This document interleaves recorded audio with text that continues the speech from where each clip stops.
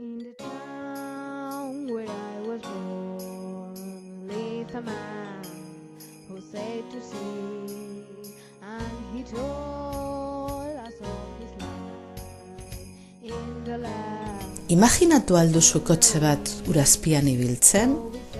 Badago, existitzen da bai. Eskuba izena du, eta bera, eskuba hori, protagonista handia da automobilen azoka guztietan.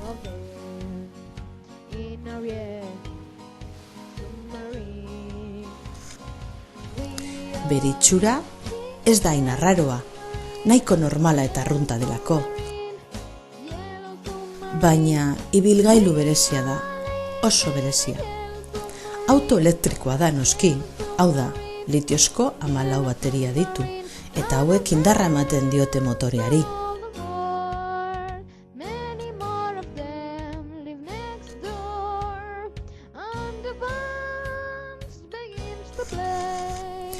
Indarra bai, baina gidaria ez da beharrezkoa.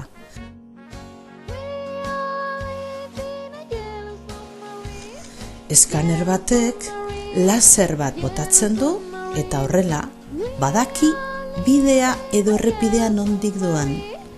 Eta oztopo bat aurkitzen badu, gelditu egiten da autoa automatikoki.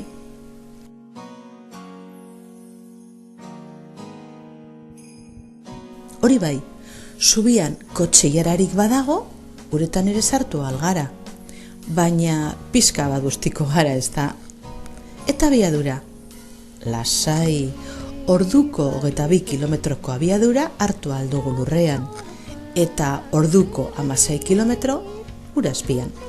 Fantastikoa da auto hau. Uretan sartzean, autoak flotatu egiten du, baina ate txiki hauek ireki, ura sartu eta ondoratu egingo da. Orduan, arnaza hartzeko tresneria erabili beharko dugu.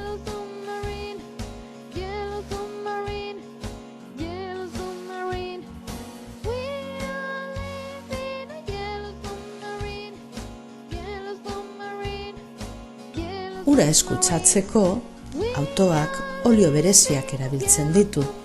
Horregatik, ez dira kaltegarriak ingurumenarentzat. Egia esan, dena dago pentsatuta urazpiko auto honekin. Eta istripoa badaukagu, lasai, erraz eskapatu algara izu.